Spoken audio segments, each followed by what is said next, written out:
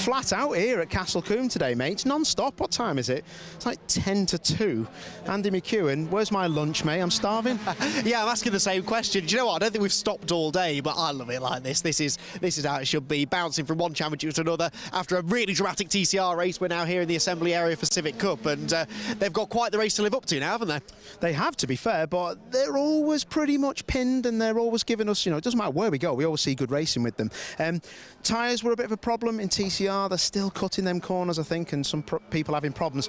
Shouldn't be a problem on these tyres. They're not, they're actually cut slick, so they're track day tyres on these cars, so I'm thinking they're not going to have big problems. What do you reckon? Yeah, we certainly, I mean, it's a shorter race as well. It's 15 minutes, the Civic Cup, not 25, so that makes a big difference as well. And it's just as well, because they're going to be going hell for leather right from the start, because we've got this really intense championship battle. Matt Luff, 7 points behind Alistair Camp. This is the halfway point of the season, but Alistair's got the edge on him after qualifying, but, you know, the times across that top 5 or 6, nothing to choose between them, so they're going to have to go for every gap and be pushing from the get-go. Yeah, I think they're getting the get-go now, maybe, to start getting involved with the cars and stuff.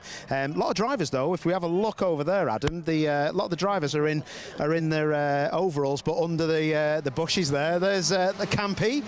That's not Campy, but yeah, there's my best mate, Jeff Alden. How's it going, mate? You okay?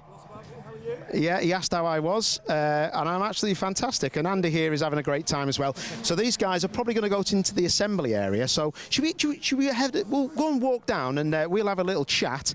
How are you? All right, thanks. That's Ryan Bensley's dad. Ryan Bensley's dad usually swears. Say sorry for Alton Park. I'm really sorry about the other mate, and I didn't mean to do that. But you know what it's like. Things just slip out every now and again. Whee!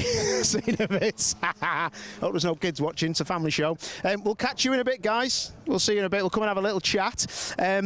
What a championship, eh? What a championship! And I've loved my time here at Castle Combe. They're just nice, enthusiastic people, aren't they?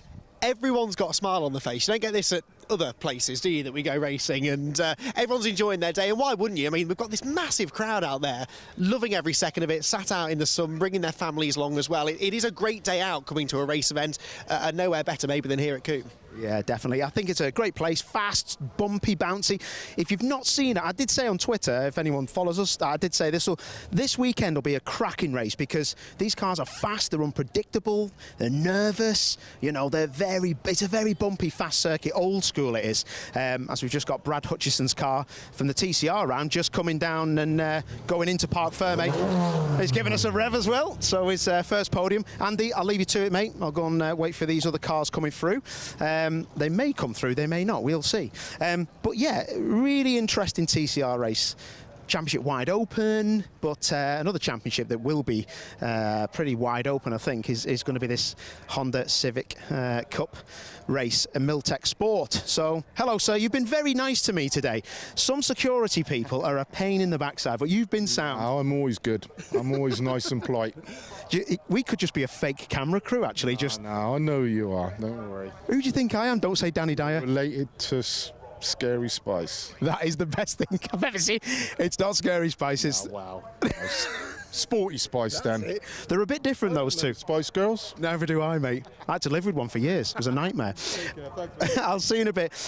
Interestingly, the cars are actually going to the grid, which I don't think is a bad thing, actually. Let's see if...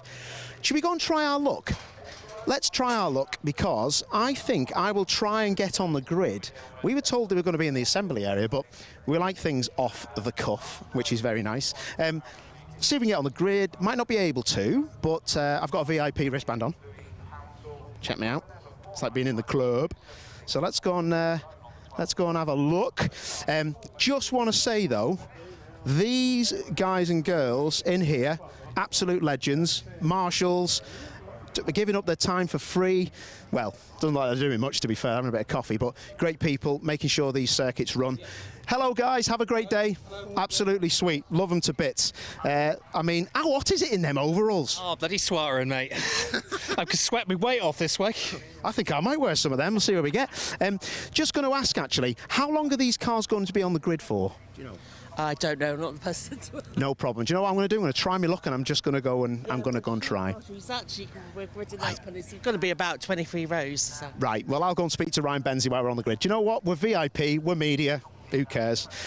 Right, this lad here, proper guy, Ryan Bensley, love him to bits. He's actually one of my very good friends. He has been super, super fast. And this, he doesn't get nervous, but at the same time, this is his chance to deliver. And Campy's been saying some real nice things about you, mate. What's going to happen, Geezer? I think we just get off the start. I said to Ali, you know, we all race well together. I said if whoever gets in front first, we just put our head down for a couple of laps and then sort things out. I know from qualifying we've got really good race pace. We had a lot more in the bag. I just couldn't get the lap pulled together. So, you know, it's just about getting off the line. I'm just concentrating on that really, but happy to be up the front end. Championship's looking strong for you, mate. This is the time to maybe make inroads into it. Safety car's pulling up. You'll be on your lap in a second. But, yeah, you're just going to try a start now, see how you get on. I just want that first step of the podium, mate. I'm not even thinking about the points too much. You know, we'll just see what happens. You can only plan for the start. Top man, listen, I think we're going to scoot. Oh, sorry, the marshal's just trying to do his job and we're ruining him. Listen, everybody's lining up. There's a lot of cars. Cheers, Captain. No worries, mate. I thought I was getting a telling off then, which is usual case. But, yeah, championship's looking strong. You've got to remember, these cars are 17 years old, some of them nearly 20 years old, so they're still on the grid. They're doing a great job. And, Andy, it is over to you, mate.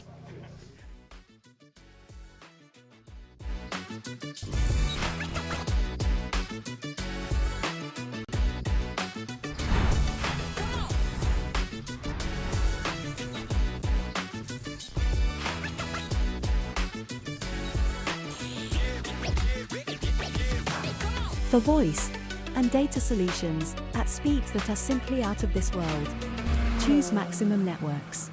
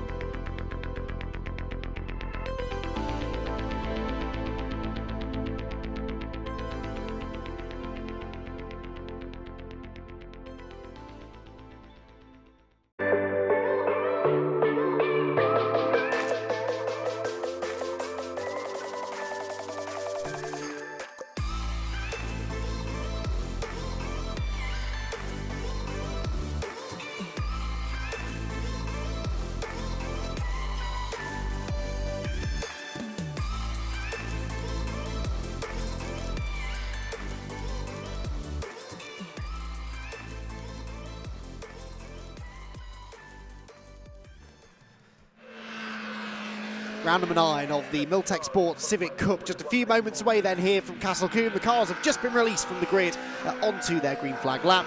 And a very interesting grid it will be, with Alistair Camp on the pole position and Ryan Bensley alongside. Camp already with a handful of race wins to his name, 3 races this year. Bensley looking for his first ever in the championship. Dan Thackeray and Rob Butler on row number 2, there 2 to watch, with Matt Luff 7 points behind Alistair Camp in the championship, starting 5th on the grid with no Max Edmondson because he had issues after qualifying. He will be a non-starter.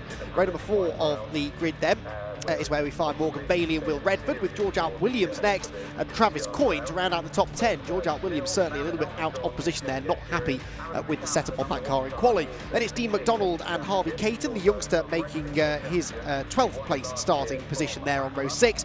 Row 7, Mervyn Beckett, returning Mervyn Beckett, great to have him back in the championship, and Simon Norris with Matthew Cripsnow and Hillman next. Then the production pole sitter, Alfie Jenkins, the joint championship leader in production class, has the pole position unofficially there, 17th on the grid, ahead of Jeff Olden, who's actually a cup driver.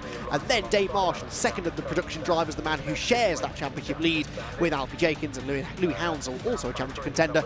Starting 20th, then it is Mark Hughes with Simon Welch and Paul McHugh, new to the championship, starting at the back of the field. Don't think he got out in qualifying, at least didn't set a qualifying time, but he will be starting 23rd on the grid. That, though, actually 22nd because of Max Edmondson being a non-starter, and it's, I believe, a blown engine that he suffered with, according to the official news we've been given. So a blown engine in qualifying, having put in a really good lap, good enough for 6th on the grid, and he will therefore not be able to take the start. Alistair Camp will do, though, and he'll start on pole position, but he was only 3/100ths of a second quicker than Ryan Bensley, who's in the form of his life, actually, here this weekend. Ryan won a race, actually, here in another championship over a decade ago at Castle Combe, and we're looking to try and repeat that here today, and he's starting from the front row of the grid. Paul, I know you know Ryan well, you know Alistair pretty well as well these days. That's a fascinating little showdown there, because Camp's got a championship to think about, and as we just heard, Ryan isn't even considering that, is he? No, exactly that. And Ryan will, let me tell you this, Ryan is no mug. And yeah, he'll be wanting to, he's dead respectful. But Alistair is as well. Yeah. Campy knows how to win championships. I'd love to see Ryan win this. I really would, because I know how much he's worked hard, how many struggles he's had. And even Alistair Camp touched on that as well. But yeah, I really look forward to this. And the reason he is on the front row is because I coached him when he won that race about 10 years ago. It was great. Really? Wow, he's been putting up with you for that long, has he? Ryan Bensley then from the outside of row number 1. At the back of the grid is Paul McHugh in his shiny new Honda Civic FN2, making only its second outing of the season. Alistair Camp then on the left, Ryan Bensley on the right. Right lights out, away they go now then. The race getting underway. A good start made by Camp from pole position. Bensley trying to cover off Dan Thackeray in the second phase of the start. Both Bensley and Thackeray though coming back at Alistair Camp, and further back there is already a shunt, and that's George Out Williams. He's been rear-ended by Dave Marshall. Dave Marshall, the joint championship leader in production, is off in the early stages. And that looks, that's all the hallmarks of a car that didn't get going, because George Out Williams was nowhere near Dave Marshall on the grid, and yet somehow they've come together. Right, side by side for second as they go through Quarry Corner for the first time, and it is Alistair Camp who leads, and Thackeray up the inside of Ryan Bensley, heading towards the S's. Can Bensley close the door? Yes, he does, but the red flags, I'm afraid, are coming out after that sizable shunt at the start of the race, and hopefully everyone getting the message. Yeah, Alistair Camp waving at the drivers behind him that he's seen the red flags, and that is a real shame. We had a near miss in the TCR race earlier on, and this time we weren't quite so lucky. Yeah, really weird, isn't it? I don't know whether it's the heat or something with these cars, not just these cars, but TCR as well. You know, people stopped and stalled on the grid. That was a sizable accident by the looks of it. I mean, if a car is stopped and it's been rear-ended, it's just depends how much of a run-up it's got on it. So yeah, not great to see, but red flag straight away. Great call. It must have been George who didn't get going, because he started 9th whilst Marshall was 19th. There were 5 rows between them, so there obviously hasn't been a great start, at least for George Out Williams. That's a shame. I was chatting to both of them just a few minutes ago, actually, in the assembly area. They're both revved up, raring to go, and yeah, shame that their races are coming to an early end. The red flag appears to be more to get the cars out of the way than anything else, because there are 2 of them stricken on the track. It's a 1:14 lap round here, so they didn't have enough time to get that moved. And what we don't want to do, Paul, is drive around behind the safety car in this heat, because that does the cars no good at all. So if it's going to be a lengthy pause, better to stop the race and get it restarted as and when the track is cleared. Yeah, it'd be interesting to see where they put them. Will they put them in the pit lane? No, they've stopped them before pit lane entry out of the comms box, because the track is blocked with that accident and on the start line. So yeah, they're going to make a call pretty quickly to see if they're going to go back into the pits or they're going to get that flatbed and get that moved. So I hope it's done pretty quickly. I mean, we had this is so reminiscent of Alton. Yeah, absolutely. When Jordan Brennan had his brake failure going into the Hislop chicane, slammed into the barriers, and again, a testament to how strong these cars are. He was absolutely fine. After that, he's actually here this weekend, cheering on some of his friends and competitors. But yeah, we got a lap or 2 in there, I think, at Alton Park, and then they were stopped in the hot sunshine, baking away their cars. Look at that for a shot, as they're all fanning themselves. It's like some sort of dance routine being done by the drivers there with their car doors, and just trying to make sure that they cool down as much as they can. So drivers then stationary at the side of the road, leaving room there for the ambulances and the recovery vehicles to come through, and they will, I'm sure, very shortly be instructed on where they're going to go, because this is going to take a while to deal with. So it may be that they end up again, as we said at Alton, they would much rather be back in the paddock now, getting out of the cars, and then get called back out again as and when that's feasible. But understandably, race control waiting a little while here to make a decision on what to do. Yeah, and in other news, Liverpool are getting beat 2-1 by Fulham, which is I'm devastated about. I mean, that was in the 78 minutes gone. And we're going to get beat, and that's the last thing I want to see is Stuart Lyons, who wins these championships, because he's a massive Villa fan. And that is, anyway, lunch will be difficult. That's how hot it is, Andy.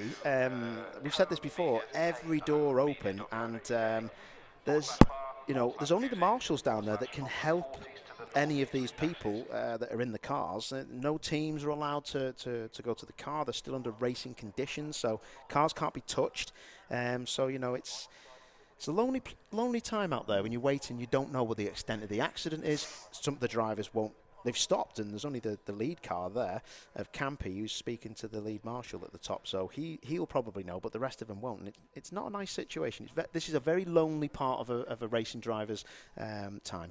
You touched upon something interesting there, and I think something that's really applicable to this championship in particular. Yes, they are competitors. Yes, they're rivals, but they're mates as well. I mean, we saw just chatting to them down in the assembly area then.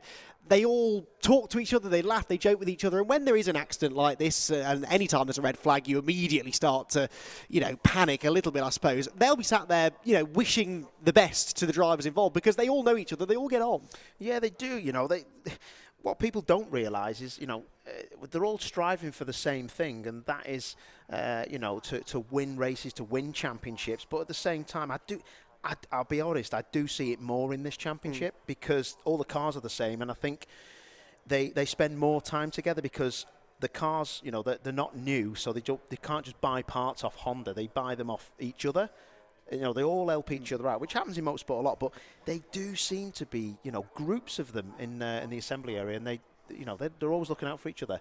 It's not nice when there's one of your compatriots down, you know what I mean? So just hopefully that our drivers are good. Yes, I can see the medical vehicles have now cleared the track, so they'll be taken to the medical centre for evaluations, I am sure, but hopefully nothing too serious then, but lots of concerned faces in the pit lane and drivers who are wanting to know exactly what's going on then out on the circuit. But George Out Williams then and Dave Marshall, it's safe to say, will be out of the race, and to bring it onto a championship subject for Dave Marshall, that's a bit of a disaster. I feel a bit bad now because yesterday I was chatting to Dave and said, look, you know, a non-finish might not be the worst thing for you because you drop 3 scores in this championship. If you have a couple of non-finishes scattered along your season, you're dropping far fewer points than if you were finishing on the podium. And of course, that production class, you know, only 5 or 6 cars entered. You're highly likely, someone of Dave's calibre, to be on the podium every time and dropping lots of points. So obviously, if he was going to have a non-finish, he'd rather it wasn't because of this, but at least not a complete disaster from a championship perspective. Yeah, definitely. I think that'll be the last thing, you know, on the driver's minds. It's like you say, there's that, but there's, you know, these guys race in this championship because it's affordable. And when you have a big accident, and you know, it doesn't even have to be a big accident. You can spend a couple of grand on a problem with your car, and these are club races. You forget this is, you know, they want to go somewhere, they want to get to a higher championship, they want to be professionals, but at the same time, a lot of these guys are just clubby racers, and they do it because they love it, and it gets them away from real life. So it's not very nice when you see, you know, a problem with the cars in an accident or something like that. So yeah, it is one of the best championships I think I cover, and every time I speak to the guys, I always tell them, you know, a lot of these other championships that I cover in particular should come down here and watch these guys race because it's proper respect. Yeah, it's got something, this championship, that I don't think many other, or maybe any other championships have, because it is a club-level championship, and it's very much got that club-level vibe and that camaraderie that we've spoken about, and yet the cars are prepared to a professional level. The championship's run to a professional level, and it's kind of a club championship that's operating actually at a higher level than it ought to be, really, but it is a really unique feel when you walk around a Civic Cup paddock and when you attend their events, and as we will see, hopefully, in the near future, the racing is top quality as well, and I think we're not a million miles away, Paul, from getting this track cleared. Both of the cars are onto the back of the flatbed trucks. Excellent work by the marshals. You were talking to probably the very marshals who are actually dealing with this incident now, just before the race started, saying what an amazing job they were doing, and yeah, could not agree with you more. Yeah, that's considerable damage, that, isn't it, on the front left of that car. That is not good. Dave Marshall, I mean, I love everyone in that championship, but Dave especially is a proper top lad. Devastated to see that. Hope he can get that fixed up, and I don't think he'll be out for the second race today. But then again, you never know, because there's such good people in the paddock. I'm sure they'll be all around that car trying to get it sorted out. I might get a look at it here as the truck goes around the corner. From the right it looks fine, but on the left it is not. He's just gone to the trouble of replacing the wing mirror on that left hand side of that car as well. He's going to have to buy a new one now. And look at the back of George Out Williams' car. I mean, that is the worst nightmare. If somebody stalls on the grid, you're just waiting for the impact from behind. As I said, we had that really lucky escape with Chris Smiley in the TCR UK race earlier on, but poor old George Out Williams had a bit of a season to forget so far, and the area motorsport team will have a lot of work to get that car sorted, and we hope that George is not too rattled about after that one either. But yeah, when one car is stationary, and you know, these things accelerate so quickly, don't they? They're not F1 cars by any means, but they're getting up to speed really rapidly. If you're starting on the back of the grid and you encounter a car that started in the top 5 or 6, then yeah, you're going pretty rapidly by that point. Yeah, exactly. You know, these guys will just want to get involved, get the racing done now. The marshals have nearly made their way down to all of the cars, so there'll be questions being asked, and hopefully the marshals there will be telling them what the score is. We're not that long away. I feel a bit gutted actually, because on Twitter last week I did say make sure you watch Milltek Sports Civic Cup, because these guys are proper racers, and they're proper old school cars, and they're great to watch. So anyone that's tuned in to watch, you will get a bit of racing in a minute, I am sure of it, and it'll be spectacular. And we're hearing it should be a full race rerun as well, because they hadn't finished a lap, so we should go to the full 15 minutes. They might try and lop some time off the timetable a bit later on in the day, but we should get the full 15 minutes in, and you can see actually the marshal starting now to wave at the drivers to get them into the right position. So Alistair Camp there being directed to driver's right, because he will be lining up on pole position. The track is clear, no debris or fluid left on the circuit that needs to be moved, so we are then good to get the race back underway. And an interesting start that actually. We've spoken a lot about what happened behind them, but at the front Alistair Camp seemed to react the best, but in the second phase of the start Bensley and Thackeray really came back at him. He did well to keep them behind him. Yeah, it's weird. It was like they're all the same cars at the front, but it was like one of them maybe got more VTEC than the other, the variable valve on these cars, old school stuff. But yeah, it was like they got somebody got either too much wheel spin or the variable valve coming at a different time on those two cars. But yeah, look at Ryan Bensley with his headlights ablaze. He means business, doesn't he? Because it'll be on the dashboard that his headlights are on, but that'll probably lose you about 3 horsepower. That's on turn them on. There we go. He's coaching him even from the commentary box. Can't help himself. Talk to us a bit about the art of getting one of these things off the line, or indeed any front-wheel drive car, because you have got that initial reaction time, which is important. But what you do with your feet, particularly after that, it's a real art. It's something I have struggled to master for sure, because you do see sometimes people get initially a bit of wheel spin and then they go quicker or they bog down a bit. So what is the perfect way, do you think, of getting these things off the line? Well, they're always a struggle, for one, because front-wheel drive cars, they have a lot of weight over the front axle, but as soon as you get on the power, you can imagine like a surfboard, all the weight goes to the rear, so the rears kind of lift up and off the floor, so it's that wheel spin that you don't want, but you do need some wheel spin, because otherwise it will bog down. The difficulty with these cars, though, Andy, is that because of the variable valve time in the VTEC, once they get to a certain amount of revs quite high, that you get extra power. So if you get in the VTEC too early, you can just wheel spin and you're stuffed. So it's a fine balance. When you're in the car, you'll hear them make a different engine noise when they get onto that VTEC. So you want a bit of wheel spin, but you don't want it too much, and you don't want it all in the VTEC. So, mate, it's hard. Yes, you make it sound hard, I have to say. I don't think I'll be any good at it, that's for sure. And that is where experience comes into this. There's lots that we think about when it comes to, new drivers entering the championship, and talk about people like Harvey Caton and Will Redford and whatever. It's not just learning how to get a quick lap time out of the cars, it's all the other little bits in between. In the start of the race, as we've just seen, it's important that you get it right. So, second attempt at this Milltek Sports Civic Cup, round 9 of the championship. Let's remind ourselves how they will line up on the grid. There'll be a couple of amendments to this lineup, because we're missing 2 or 3 drivers now. We're already missing Max Edmondson, and of course we're also now minus the luckless George Out Williams and Dave Marshall. But we do have on the front row Alistair Camp on pole, and Ryan Bensley alongside him, Dan Thackeray and Rob Butler making up row 2. Then Matt Luff all on his own on the third row of the grid, the man who is second place in the championship. No Max Edmondson then alongside him. Then it's Morgan Bailey and Will Redford. No George Out Williams, of course, from 9th, so Travis Coyne on his own on row 5, ahead of Dean McDonald and Harvey Caton. 7th row for Mervyn Beckett, ahead of Simon Norris. Matthew Cripps and Owen Hillman are next. Then Alfie Jenkins, the first of the production runners, and of course his big championship rival Dave Marshall taking no further part in the race, and I suspect the day could be an advantage to Jenkins, albeit not in the circumstances he would have liked. He's got Jeff Oldham alongside him in the Cup Class FN2. Dave Marshall, of course, will be absent from 19th on the grid, so Louis Hounsell stays on his own on that 10th row, ahead of Mark Hughes, Simon Welch and Paul McHugh now inserted into 23rd place on the grid. Yeah, so that is how the grid lines up, and they're nearly ready to go, aren't they? They are indeed. So, as I said, missing those two involved in the incident, Max Edmondson also. We're getting more information trickling through now. I don't think he's particularly pleased with how his day's gone, because it was all looking so good for Max, wasn't it? But an engine blew, towards the end of qualifying, do we understand? Yeah, apparently so. So engine gone, and his best ever qualifying, P6. What a nightmare. Absolutely gutted for him. He's quite a character, actually. I like him. Like a lot of these guys in the championship. I'd like to see some girls in there, to be honest. I think it's a championship that maybe can do with some females in there. So, yeah, anyway, it's open to anyone, and that's what I love about it. We've had Natalie Brooks racing with us this year, moving across from Time Attack, actually, of all things, and she's not racing this weekend, but she has been out with us earlier in the season. But, yeah, some very talented drivers on this grid, including the young man on your screen now, Harvey Caton, who you feel is owed a bit of a good result. He's on the verge, I feel, of clicking with this car. They're struggling with setup this weekend. They threw something at it in qualifying that I don't think quite worked, so they might have tried something else now for the race, but Harvey will be starting 12th, which now essentially becomes 10th with two drivers not on the grid ahead of him. Right, we are lined up then for a full 15-minute rerun of round number 9 of the Milltek Sports Civic Cup. Alistair Camp and Ryan Bensley on the front row. The red lights are illuminating.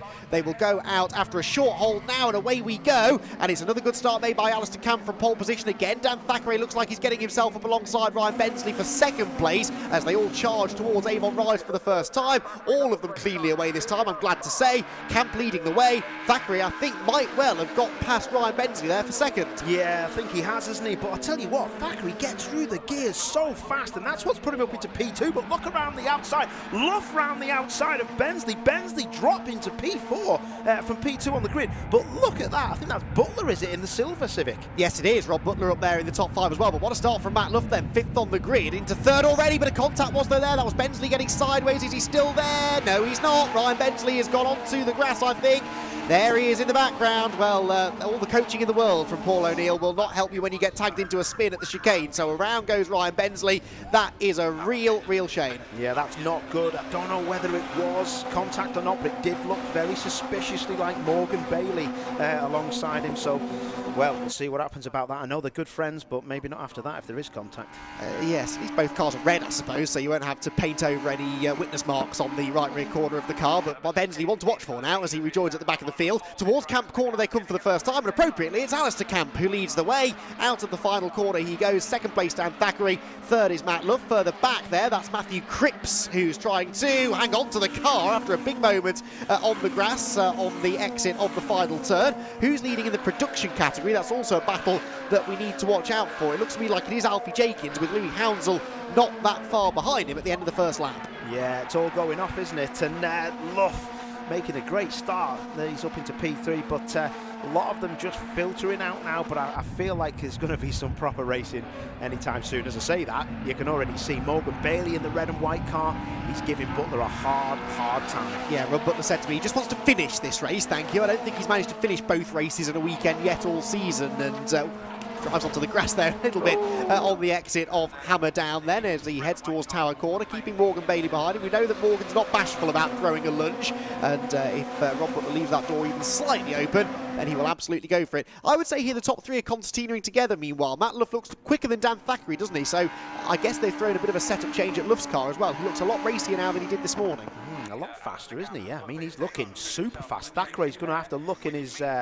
He's going to have to look in his mirrors here, because same with Bailey and Butler in the silver car. Morgan Bailey, he ain't backwards in coming forwards, that lad, is he? No, he's not, absolutely. We've seen him well and truly getting stuck in this season so far. Pro Alloy's team there cheering on their 2 drivers as they charge on. Oh, that's a car from the pit lane. Sorry, yes, that was a driver who's just been into the pit lane. Travis Coyne, I think that was, who is slow. But yes, that will have caught the attention of the leaders as they came barrelling through. Super fast up the top of that part of the circuit, isn't it? It is properly quick.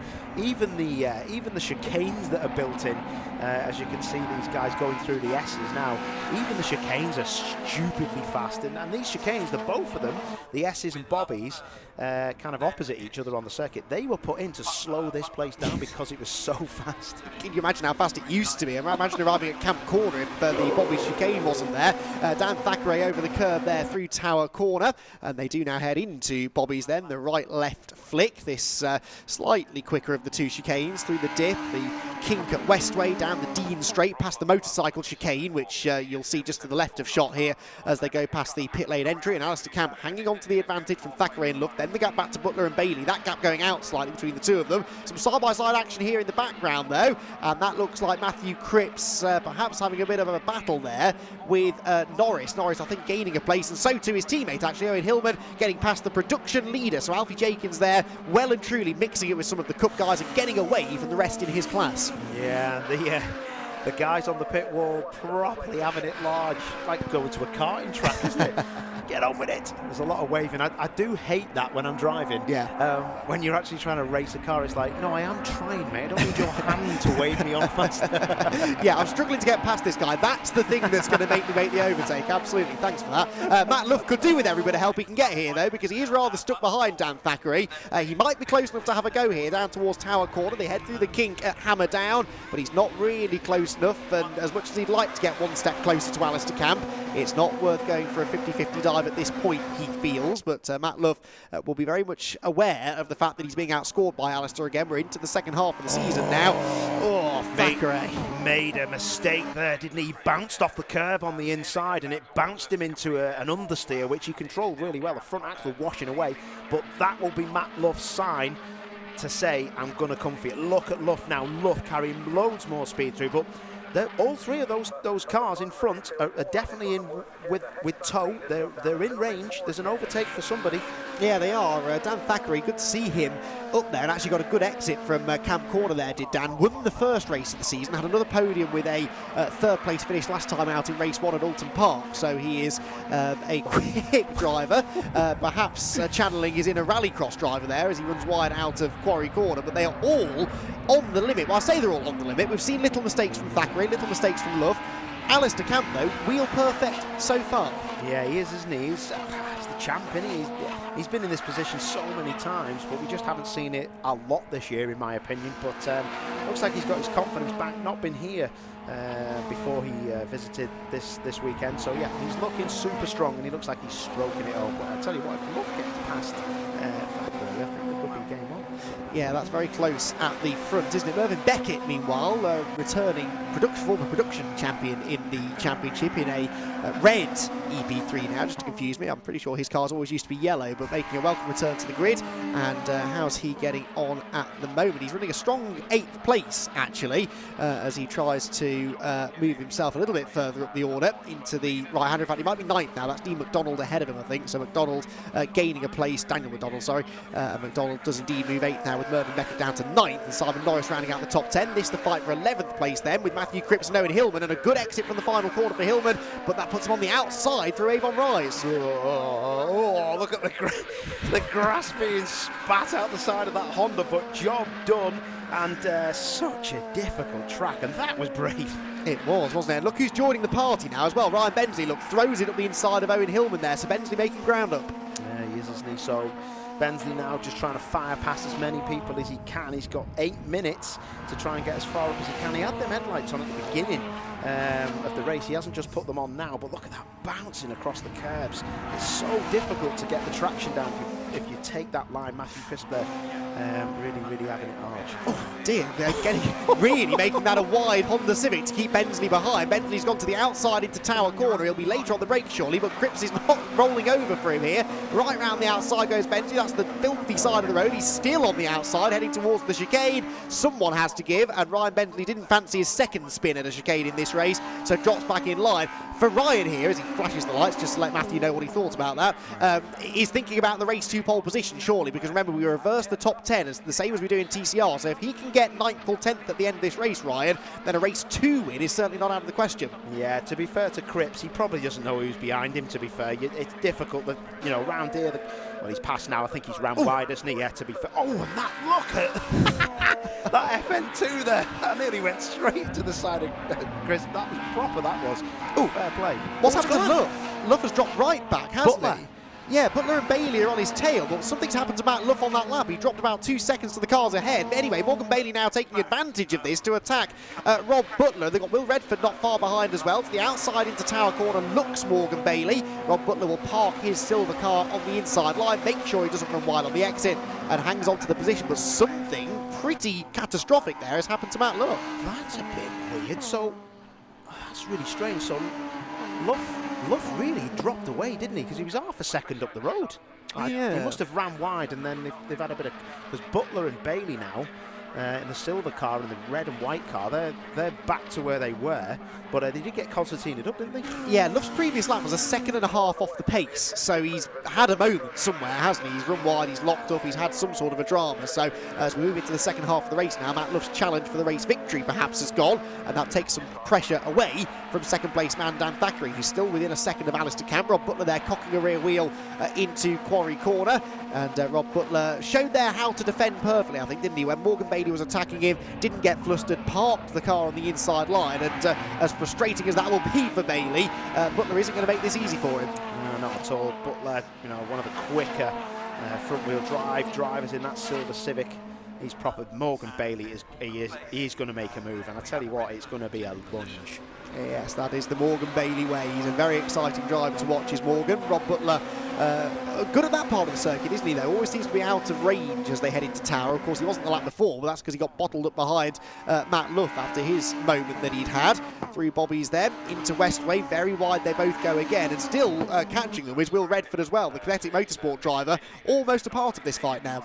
Yeah, definitely. Bailey understeering through that chicane. Front tyres just giving up, and the front axle just couldn't hang on anymore. He's going to either go off or go past. Morgan Bailey does not care, does he? He's looking wilder by the corner, isn't he? I'm quite enjoying it for now, but yeah, you're fractions away from disaster at this place all the while. I think that's what makes it look all the more dramatic. The car's moving around using every inch of the road, and it is a very spectacular place to come racing. Jeff Holden there at the inside of Alfie Jenkins. That is for overall position, for 14th place overall, but not within class. However, the trouble here for Alfie is it's delaying him to the point that Louis Hounsell now is almost with him. So the second and third cars in shot, they are the top 2 in the production class. This is not what Jenkins needs. Not at all. And Jeff, you know, if he keeps defending like that, which he has every right to do, oh, he locks the rear up. It could be. Jeff, how have you held on to that? He needs to get. Oh, he's run wide. He's There's off, dust surely. everywhere. Yeah, has he got past him? Oh, this is perfect. This is perfect. This is for Jenkins. Yeah, it is, in that he gets a car between himself and Hounsell, but of course Alden's going to come past him down the next straight because the Cup cars are that bit more powerful. So fascinating stuff this, and this is always a challenge when you're in the slower of the 2 classes on track. Doesn't mean that you're completely isolated in your race. Meanwhile, Morgan Bailey up the inside into Camp Corner. That ain't going to work, but he's just trying to distract Butler, and he has. Butler is sideways, armfuls of opposite lock, onto the grass he goes, keeps his foot in it, keeps the place. How's he done that? But look now, look who's in the mix. He's back. Redford is in the mix, and Bailey, even with that massive moment Butler's had, he can't get anywhere near him in a straight line. Oh, can he lunge him on the brakes into Quarry? Surely Butler knows the attack is coming. And of course, Bailey also has to defend from Redford, the worst position to be in. You're trying to focus your attentions on passing the car in front, and you've got someone hovering around in your mirrors behind. This is tough stuff here for Morgan Bailey. What a save from Butler, though. Wow, yeah, yellow flag's being waved there, McHugh. I don't know when he went off. Was that earlier on? No, recent, I think. Paul McHugh, yeah, on that lap he has pulled off, so well spotted that, Paul. He's out of the race! The race was nearly. I can't believe Redford, how did he hang on to that? He's had some good save. Remember that save he had at Brands Hatch earlier in the season as well? He's got some good car control as well, and he needed every ounce of it there. Oh my word, that was horrendous. But how's he's catching Bailey again?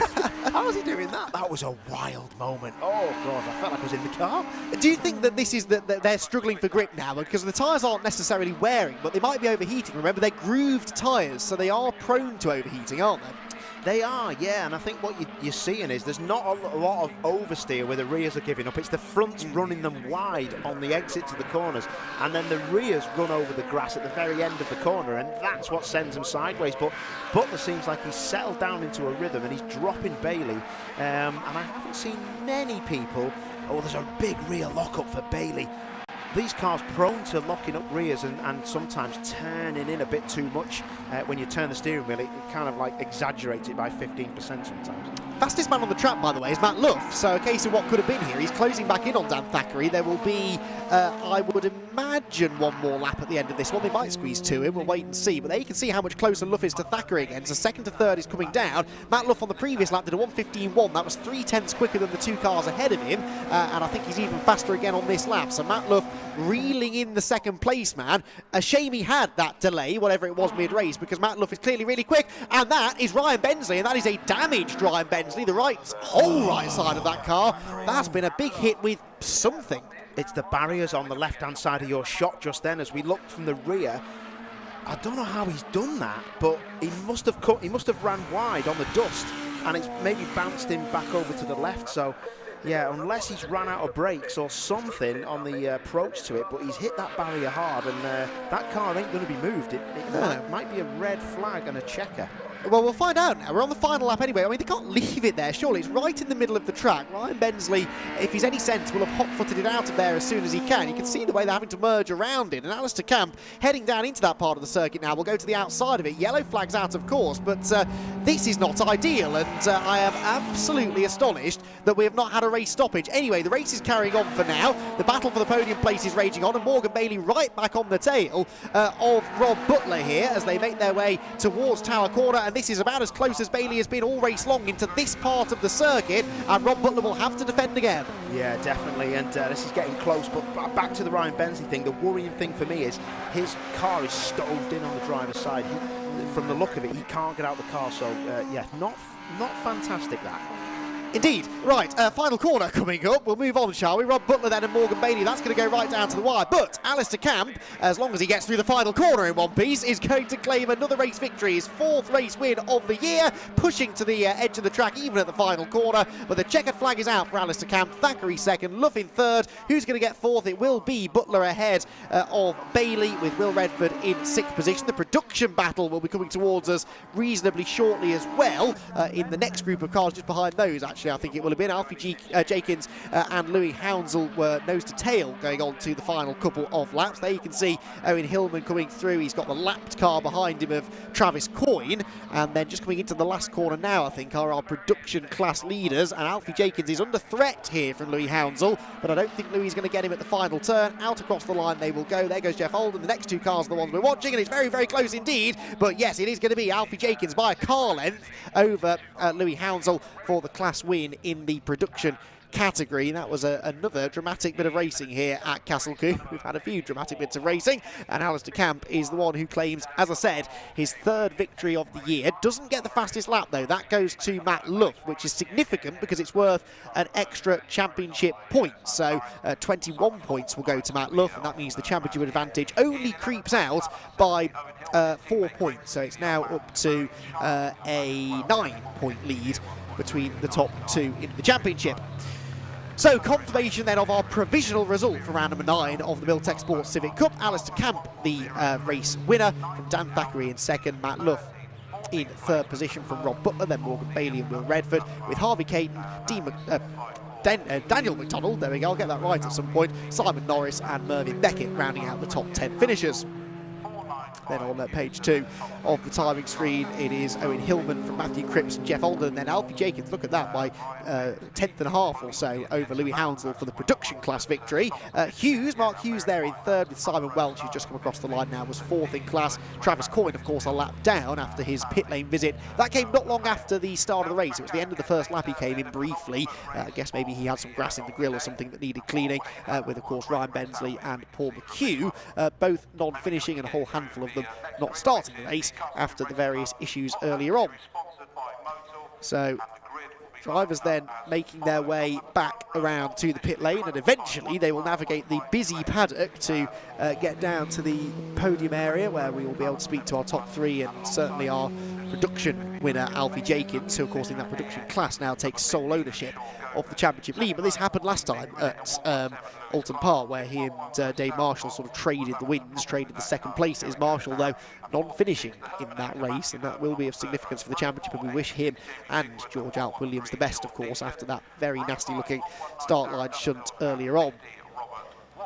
Also hope that Ryan Bensley's okay after his off. I mean, a race of what could have been there for Ryan Bensley, having started on the front row, got a good start the first time round, got shuffled out on the restart though, and then of course that spin at the chicane looked like there was some contact, but well, always stand prepared to be stood corrected for that. There's sometimes an easy explanation as to why a driver ends up off, but either way he ended up on the grass and pointing the wrong way. Was able to continue, but then whatever happened to him at Quarry Corner, unfortunately, spelled the end of his race, and he becomes the latest of a long line of Quarry Corner victims over the years here at Castle Combe. Such a difficult corner on the way in. You're braking in these cars, getting on for 130 miles an hour over Avon Rise. There's a kink to the left, so the car goes light over the crest, and you're turning left at the same time. And if you don't get it wrong on the way in, it's very easy in a front-wheel drive car to screw out wide onto the grass on the way out and end up in the barriers as well. So there you can see the recovery operation ongoing up at the top of the hill, and the ambulance there as well, just to check over Ryan Bensley, who will be taken to the medical centre for evaluations, I'm sure, if that off that vehicle goes now. And another good shout out to the marshals, the medics, the officials, everyone helping to put this event together. There's a lot that goes into that, and the work done by all of them, many of them volunteers, of course, certainly the marshals, volunteer marshals. We could not enjoy racing like this, racing of any kind, without them, so we thank them for their duty, and it will feel like they're doing their duty today in the baking hot sunshine in the overalls, as Paul was remarking with one of them. It's a very hot day to be a marshal. At least the racing drivers, yes, they're cooped up in their hot oven-like cars, but it's not for that long, and then they get to get out and go and have an ice cream and a nice cold drink and come back and do it all again in the afternoon. But yeah, the marshals out there all day, come all weathers. Of recent weeks here in the UK, thankfully for us, it has been like this for a lot of it really. Bright sunshine, nice warm weather, and the fans here out in force at Castle Combe as a result, really enjoying their chance to get back trackside. Castle Combe, not a circuit that hosts a huge amount of racing actually, so it is a real treat for the fans to be able to get themselves trackside. Only about 6 meetings or so a year, and that's why I think they get such good crowds every time we race here with TCR UK and Civic Cup. So yeah, we thank them for turning up today as well. Right, Paul O'Neill is down at the podium. I don't know whether he has any drivers to talk to yet, but Paul is very good at talking to himself, so we'll let him do that for a moment or two whilst the drivers make their way towards him. Right then, well that had it all, didn't it? Milltek Sports Civic Cup. We're just waiting for the drivers to come down here to Parc Ferme. Bit of an interesting one actually, Castle Combe, because the Parc Ferme is next to the TCR UK Hospitality, or it is for the top 3 drivers of the production class and the actual, I was going to say proper class, then I meant the cup class, but both great classes. And just to put you in contact with all the logistics, we need Adam, who's our coordinator, to actually collect them and drive them through from the exit of the circuit all the way here. So to get past loads of people here at Castle Combe and also get them all together, because lots of drivers go off on a tangent. And also Ryan Bensley's accident may have caused a bit of an issue where a lot of the drivers have actually been put another way.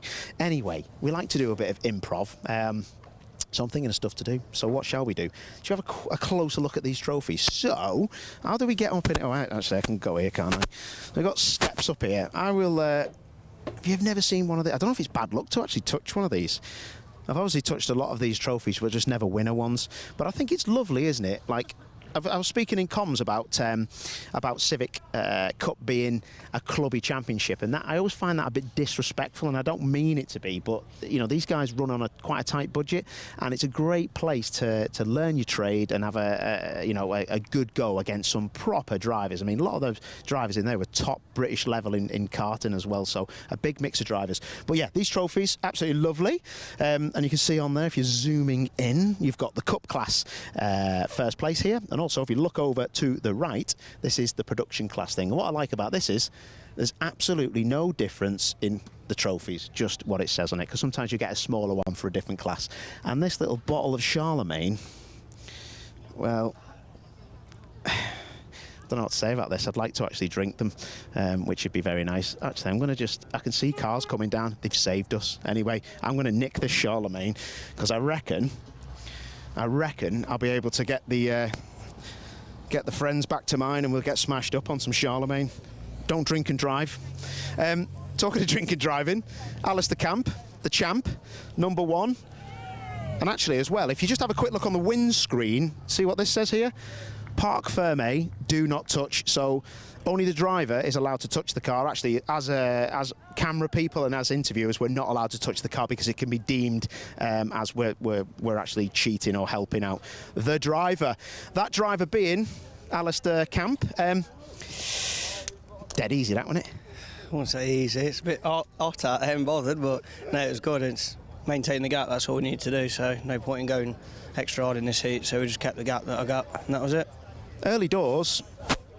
Thackeray was quick, wasn't he? Yeah, definitely. Yeah, I could see that, and I knew where I was making the mistake into quarry. Just watching my mirror too much going up there, and yeah, just sorted that out, and that was it really. Other than that, out the back section is pretty much flat anyway, so not much more you can do. Any trouble with brakes? I've seen a little bit of flashing with some people's brakes. You didn't seem to be that hard on the car. No, not too bad. No, brakes were fine. They're better than obviously what they were before. Now we've done the slight mod to try and get rid of the brake knock-off. We don't get any of that now, so it's brilliant. And obviously the safety side of it, everyone's saying they're a lot better brakes. So it'd be interesting to hear what problems people have had. Yeah, no, we'll see what happens. But I think it was just a general bit of pad knock-off, maybe through the chicanes and stuff, isn't it? Yeah. How was that? There was a pretty long wait, wasn't it? After that first accident. Yeah, it was a long wait. When you see it, it's not nice to see it. So, and I knew it was George, obviously one of the lads who run in the same awning as us. So shape is all right. The marshal said he was all right, but yeah, easily done. Yeah. Top man, listen, let you crack on. Let's speak to Dan the man. Dan. Hello, boy. Well done, mate. Thank you. That was all right, wasn't it? It was tough. I mean, we're quite similar with pace, and I was, praying he would make a mistake, but when does he ever make a mistake? He doesn't. And to be fair, I think Matt had a bit of pace on both of us, and luckily, I think he missed a gear and dropped back from me, and that was a saving grace, I think, because he was reeling me in at the end. My tyres were gone, my brakes were gone, I think I was gone, so I was quite glad to see the end of it. We didn't quite have enough to catch him, but I'll take it. It was good, mate. I'll tell you what, just a quick one, though. Your starts were electric. It was like you had a different gearbox in the car, and I was trying to get across how to get one of these off the line. It's difficult with the VTEC, but if you get it right, you can make massive gains. Yeah, there is definitely a technique to it. I'm kind of hit and miss. I normally do get good starts, but the last couple of rounds they've been a bit average. And here was really important, because it's quite hard to pass. I thought I've got to concentrate, and it was quite grippy on that side of the track, luckily. But you know what it's like. I got boxed in behind Ali. Luckily, I got Ryan at the start because he's very quick here, and it made the difference. And that was what got me second at the end of the day. Top man. Listen, leave you to it. Very nice, very nice. Very good, very nice. Matty, how is it, boss? Did you miss a gear? I did. So coming out the chicane, it was bumping around. I pulled fourth, and it got stuck in neutral. And I was trying to get into third, because obviously I'm slowing down now. And then Rob was catching me, and they were getting away. And then by the time I got into third, that was it. I dropped back way too far. And yeah, after that, I got my head down. Closing down pretty good. But yeah, it wasn't enough time to make a move, obviously. But yeah, no, pace was good. I'm happy. Yeah, car looked good. Much going on behind you. I was a bit worried because you dropped into the clutches, didn't you, of that Bailey Butler fight, and that looks savage. Yeah, both of those are quite good defenders as well. I was like, I can't let any of them through because that would be almost race over then, isn't it? So yeah, no, I kept them behind. And yeah, got my head down and pushed on. So yeah, it's good. Happy. Wicked. Good for you. Right, that's the Civic Cup, boys. Let's have... Oh, production. Can we come over here? Come over here. My word, this looks like a comedy sketch. Look at these lot. My God, it's like Little and Large. It was all right, wasn't it? Yeah, it was a great race. Louis caught me massively towards the end of the race, but because of the yellow flags, somebody was stranded on track, he couldn't get past, so I was lucky there. But yeah, great drive from Louis. Unlucky for Dave Marshall with that first incident on the first start, but hopefully he's back out later today. Not what you want to see, is it, these days? Well, any day of the week. It's you never know what's happened, and you're never too quite sure. And then you're stopped on the second. It's just horrible, isn't it? But you got through, and production cars were a pain for you, actually. Sorry, production cars, cup cars were a pain for you. Yeah, there was quite a few cup cars here, there, and everywhere. But I think I overtook about 4 or 5 of them off the start, and on the first lap. But a few of them had quite a few issues as well, and they dropped out the back of us all, and then came back through the grid a bit later on in the race. But yeah, there was, I mean, with the straights here, they just fly past us on the straight, so they don't really hold us up too much like at Brands, say. Well, it was good to watch anyway, fellow. Congratulations. Cheers. Super. Louis, how are you, lad? You keeping well, mate? Yeah, I am. Quite hot here, but yeah. Just a bit. It's horrible, isn't it? It's actually not horrible, but I can't imagine what it's like in one of these cars. It's interesting. Some of the cars are silver inside, but if you've got a black car, it's a nightmare, isn't it? My one's purple, quite a dark purple inside, which looks cool, but in the heat it's not ideal. Yeah, it wasn't too bad, and I managed to keep up my pace and almost got Alfie at the end, but yeah. Did you have any a chance to do him, because it got quite close when he was getting held up? Yeah, definitely. Up that top corner at Quarry, he went off in the last lap, but there was a yellow flag zone, like going into the first chicane, so I couldn't take advantage of it. And then, yeah, I just couldn't get close enough to him, but I got right up close towards the final corner, and yeah, it's quite a quick corner. You don't want to go side by side through there, so yeah, just brought 1-2 home for the team. Top man, that's what we like to see. Louis, good work. Well done, mate. Right, well, that was not too bad. Was it, Husey? Was it bad? Good? I'm just pleased I got one of these. I very often don't get one of these. So, unfortunately, Dave had a big hit right in front of me. I had to take to the grass to avoid him. I've had a word with him. He's all right, which is great. But man, it's super hot out there. Just a bit like Alton Park last time we were out. It's killing the brakes off massively. I was going to ask you that question. There was a lot of I've seen a lot of brake light tapping. So people left foot braking, trying to get the brakes to the calipers, you know, to meet the disc. Yeah. It's bumpy as well, I suppose, isn't it? I raced here 2 years ago, and I never remember it being as bumpy as this. It seems super bumpy going up, especially into the quarry. Yeah, it's literally, and it's dancing the car on the brakes. But it is what it is. You just got to deal with it. But it's mega hot. That's the issue: is getting heat, getting cool in the car.